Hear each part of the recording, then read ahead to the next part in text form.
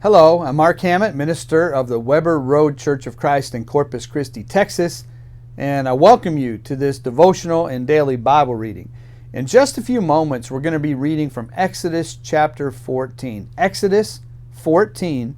You'll have a chance now to open your Bibles there. I'll be reading from the English Standard Version, but you can follow along in any version that you like.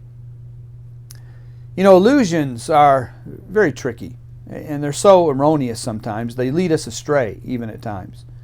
You know, in our reading this today, we're going to see the children of Israel and how they end up crossing the Red Sea, entering into the wilderness, heading toward Sinai.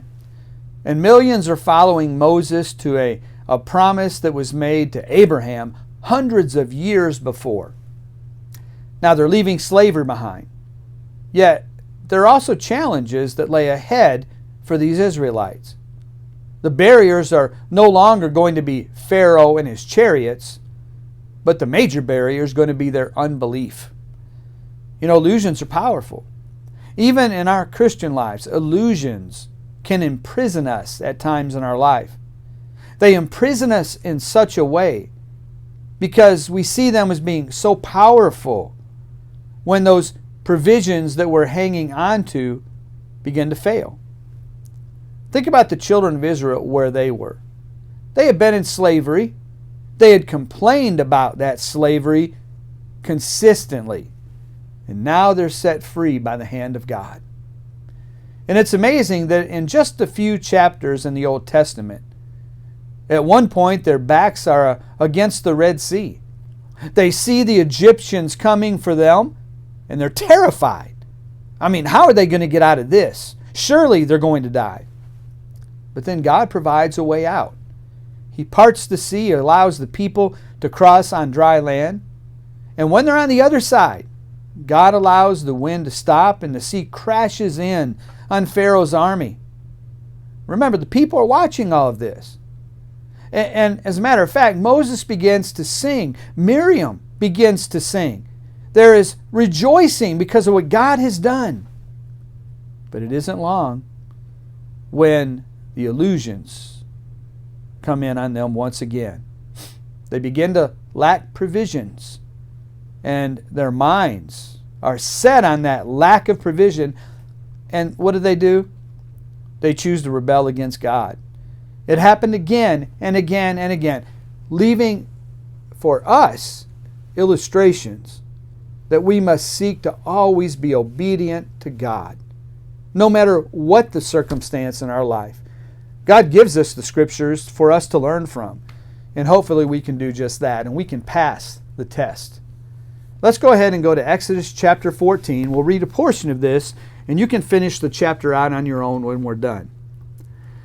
Then the Lord said to Moses, "Tell the people of Israel to turn back and encamp in front of Pi-hahiroth, between Migdol and the sea, in front of Baal-zephon. You shall encamp facing it by the sea.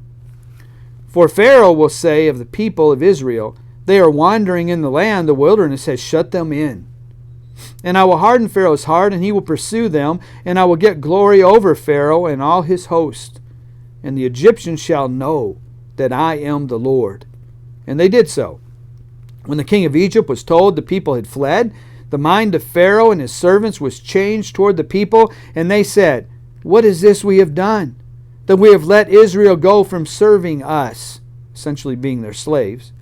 So he made ready his chariot and took his army with him, and took 600 chosen chariots and all the other chariots of Egypt with officers over them.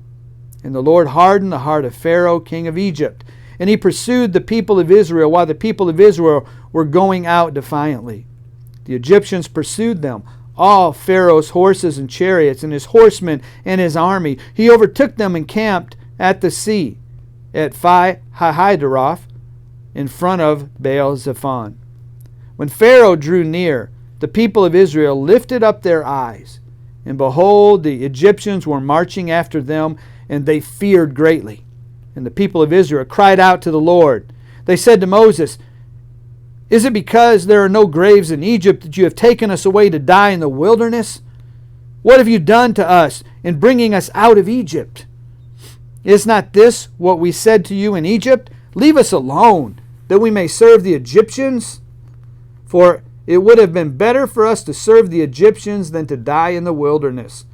And Moses said to the people, Fear not, stand firm, and see the salvation of the Lord, which he will work for you today. For the Egyptians whom you see today, you shall never see again.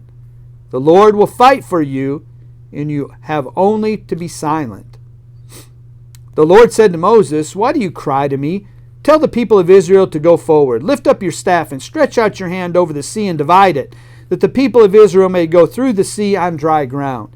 And I will harden the hearts of the Egyptians so they shall go in after them, and I will get glory over Pharaoh and all his host, his chariots, and his horsemen. And the Egyptians shall know that I am the Lord when I have gotten glory over Pharaoh, his chariots, and his horsemen. Then the angel of God, who was going before the host of Israel, moved and went behind them, and the pillar of cloud moved from before them and stood behind them, coming between the host of Egypt and the host of Israel. And there was a cloud and the darkness, and it lit up the night, without one coming near the other all night. And then Moses stretched out his hand over the sea, and the Lord drove the sea back by a strong east wind all night, and made the sea dry land, and the waters were divided.